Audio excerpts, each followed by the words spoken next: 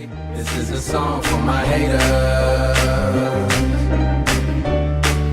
Yeah, you got me feeling like the greatest. Yeah.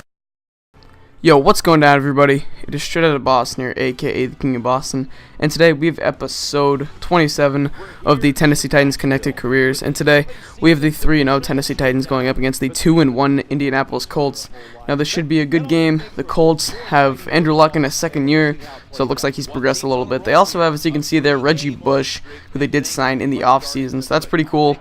If you guys did not know, I did a Reggie Bush Road to Glory on NCAA Football 13. Reggie Bush is one of my favorite football players of all time. I loved him when he was at USC. Ever since then, I've been a huge USC fan. Just him, Matt Leinart, and Dwayne Jarrett, and Steve Smith, and that entire team just made me fall in love with them. Just very fun times to be a USC fan in that little 3-year dynasty they had going. But anyway, so as you can see here, we're getting it started off after Alteron Vernon got that interception on Andrew Luck on their first possession of the game. Chris Johnson with a nice run there. And on 3rd and 4, Carlson drops back. He's going to scramble on the play action, pick up the first down, pick up of 11 yards, as you can see. But anyway, I do have a few things I want to talk about first. So I do not have school tomorrow or Tuesday, which means I'm going to have a little bit extra time. So you're probably going to see an extra couple of videos. I actually have a surprise for you guys tomorrow. You're probably going to be pretty excited about it, I think. I hope so, at least, because I think it's going to be fun video. Or I'm not going to spoil anything else, but it'll be cool. You guys should definitely check it out. I think you should look forward to it. I know a lot of people don't have school tomorrow because it's Veterans Day, so I might post that, around the early afternoon, kind of when I would usually post on the weekends. On the weekends, I tend to try to post early afternoon to late afternoon, whereas on the weekdays, I try to post around like 4 or 5 o'clock, really whenever I get home, to be quite honest. Sometimes I can release my videos from school. What I do is I just upload it as private, and then I don't set it to public until whenever, like 4 or 5 o'clock, something like that. So sometimes if I'm in the library around 4 or 5 o'clock, or when I'm still at school, I'll just public it then. But if not, then I just do it when I get home. But anyway, that is besides the point. So, and as you can see, Jason McCourty getting the interception there. That is good to see. McCourty had a strong first season for this Titans Connected Careers. Ended up being a Pro Bowler, actually, so hopefully we can see some more of that. But anyway, what that does mean is, like I said, you're going to see a few extra videos this week, and I might also live stream either today, I'm not really sure, today being Sunday, or tomorrow, possibly Monday or even Tuesday.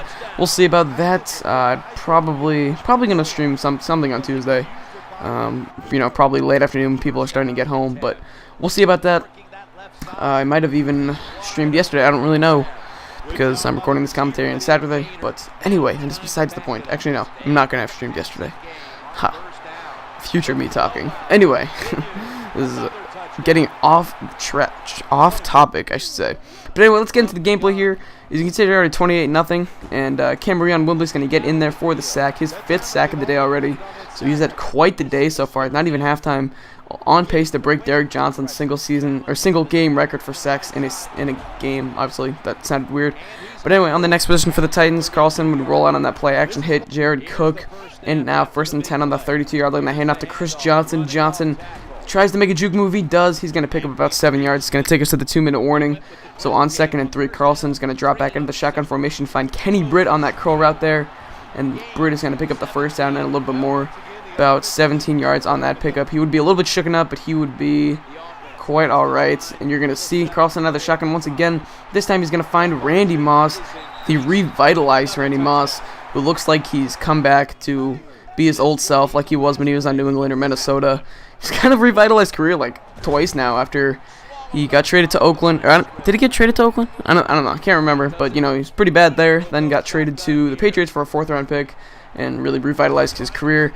At that point, after that, was traded back to the Vikings, then waived, then signed by the Titans, then waived again, and then he got retired, signed by the Giants, I just said the Giants, the 49ers. I was thinking San Francisco Giants, but San Francisco 49ers, and then, obviously ended up in the Titans Connected Careers, or on the Titans in this Connected Careers, and he's really looking good this year.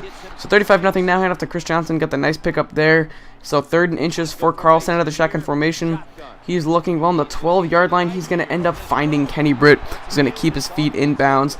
Picks up the first down, about 6 yards there. So 3rd and goal from the 2-yard line. We're going to give it to Chris Johnson. And Chris Johnson doing what we were so afraid to do with him last year, which is run in between the tackles on goal line formations. But you know what? I've used a lot of that experience that he got. I mean, he obviously got a lot of experience from last year for, breaking the rushing record and having, multiple 200-yard games. So we got a lot of XP to spend on him. And I spent pretty much all of it on trucking. His trucking's at like an 85 now. We started out as like a 60, so we've really improved that part of his game, trying to make him a more all-around type of back. And I've also improved his catching a little bit because I really like him coming out of the backfield as a pass catcher. But anyway, 2nd and 2, play action. You're going to find Jared Cook, who's going to pick up a huge gain there, going from the 41 to the 17-yard line to pick up 24 yards. And Cook eclipses the 100-yard mark once again. It's really been solid for us this entire connected careers. And there he's going to pick up another 16 yards, get to 118 yards on the day. So that's going to set up a 1st and goal on the 1-yard line. And we're going to give it to the rookie running back, Tyree Lee. I'm not really sure.